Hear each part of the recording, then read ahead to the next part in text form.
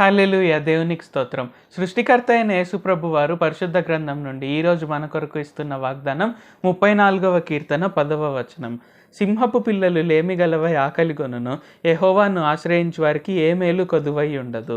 So ఈరోజు వాగ్దానం కనుక చూసుకున్నట్లయితే ఏంటి, సింహపు పిల్లలైనా సరే ఆకలిగొని ఉండొచ్చని. సో యాక్చువల్గా చూసుకున్నట్లయితే ఏంటి, సింహపు పిల్లలు ఎప్పుడు ఆకలిగొని ఉండవు. అంటే వాటి తల్లి ఎలాగోలాగా సరే వారికి ఏదో ఒక ఆహారాన్ని సిద్ధపరుస్తుంది. అంటే జంతువులు ఏదో ఒక దాన్ని చంపేసి, అంటే అడవిలో చంపేసి తీసుకురావడం. సో సంథింగ్ ఏదో ఒకటి చేసి సింహపు పిల్లలకి ఆకలి అనేదే లేకుండా చూసుకుంటుంది అనమాట. కానీ అలాంటి సింహపు పిల్లలైనా ఆకలిగొని ఉండొచ్చు, కానీ యెహోవాను ఆశ్రయించు వారికి, యేసుప్రభు వారిని నమ్మవారికి ఎటువంటి మేలు కొదువై ఉండదు అని ఈరోజు మనకి యేసుప్రభు వారు తెలియజేస్తున్నారు. సో యాక్చువల్గా ఒక సాక్ష్యం ఉందన్నమాట. ఏంటంటే ఒక వ్యక్తికి అనుకోకుండా ఉద్యోగం పోతుంది. అయితే ఇక్కడ ఏంటి, ఆ వ్యక్తి వెంటనే పాస్టర్ గారిని కలిసి, ఓకే పాస్టర్ గారు, ఇలాగ నాకు ప్రార్థన చేయండి, నాకు ఈ నెల లోపల ఉద్యోగం రాకుంటే చాలా కష్టం అయిపోతుంది, నేను కట్టుకోవాల్సిన ఈఎంఐస్ ఉన్నాయి, నేను ఇంట్లో వారిని పోషించాలి. సో ఇలాగ రకరకాల కారణాలు చెప్పాడు. ఓకే పాస్టర్ గారు కూడా ప్రేయర్ చేశారు. సో అలాగేంటి, రెండో నెల కూడా వచ్చి ఈ విధంగానే మాట్లాడతాడు అనమాట ఆ వ్యక్తి.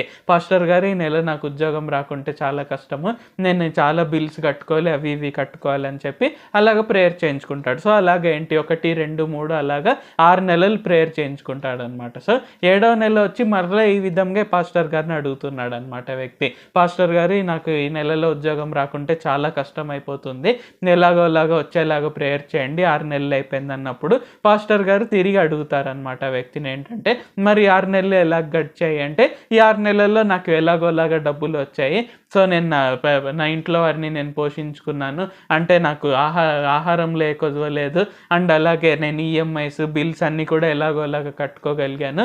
సో ఇప్పుడు నాకు చాలా టెన్షన్గా ఉంది, ఈ నెల ఎలా అవుతుంది అన్నప్పుడు పాస్టర్ గారు చెప్పారనమాట. సో దేవుడు నీకు ఇక్కడ క్లియర్గా చెప్తున్నారు ఏంటంటే, నీకు ఉద్యోగం లేకున్నా నేను నిన్ను పోషించగలుగుతాను, కాబట్టి నీవు ఉద్యోగాన్ని బదులు నన్ను నమ్ము అని ఇక్కడ పాస్టర్ గారు దేవుడు నీతో ఇలాగ మాట్లాడుతున్నారని చెప్పారు. అంటే అఫ్కోర్స్ అందరూ కావాలని ఉద్యోగాలు మానేసుకొని ఇది చేయాలని కాదు, బట్ స్టిల్ ఇక్కడ ఏంటంటే ఇది సాక్ష్యం అనమాట. సో ఇది సజీవ సాక్ష్యం. సో ఇక్కడ ఏంటి, యేసుప్రభు వారు మనల్ని ఎలాగైనా పోషించగలుగుతారు. సో సింహపు పిల్లలైనా లేమి కలిగినవి ఉంటాయి, కానీ దేవుని ఆశ్రయించు వారికి, యేసుప్రభు వారిని ఆశ్రయించు వారికి ఎటువంటి మేలు కొదువై ఉండదు. సో మనము ముందు ఎలాగ జీవించామో ఆ తర్వాత కూడా ఇంకా ఎక్కువగా బాగా జీవించగలుగుతాం తప్ప దేవుడైన యేసుప్రభు వారు మనల్ని ఎప్పుడు కూడా తక్కువ చేయరు. సో ఏవైనా కష్టాలు ఉన్నట్లయితే ఈ వాగ్దానాన్ని పట్టి ఖచ్చితంగా ప్రార్థన చేయండి.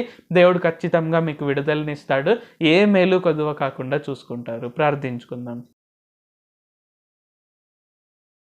ప్రభువా, దేవా, సర్వాధికారి, మాకు ఇంకొకసారి ప్రార్థించుకునేందుకు అవకాశం ఇచ్చినందుకు వందనాలు తండ్రి. మీరు మా జీవితాల్లో జరిగించిన ప్రతి మేలుని బట్టి మీకు వందనాలు, స్తుతులు, స్తోత్రాలు తండ్రి. దేవా, ఈ ప్రార్థనలో పాల్గొంటున్న ప్రతి ఒక్కరికి కూడా ఏ మేలు కొద్దువ కాకుండా చూడండి తండ్రి. ఆ వ్యక్తికి ఎలాగైతే ప్రతి నెల ఉద్యోగం లేకున్నా కూడా ఎలాగ పోషించారో, ఆ విధంగా మా జీవితాల్లో కూడా మా పరిస్థితులు ఎలాగా ఉన్నా సరే, మేము ఏం చేస్తున్నా ఏం చేయకున్నా మమ్మల్ని గొప్పగా పోషించండి తండ్రి. ఏ మేలు కొదువ కాకుండా చూసుకోండి. అందరి కళ్ళ ఎదుట మీ కొరకై గొప్ప సాక్షులుగా మమ్మల్ని నిల్వబెట్టండి.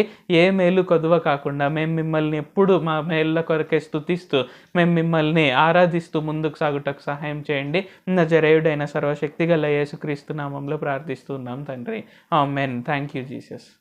దేవుడు మిమ్మల్ని ఆశీర్వదించును గాక.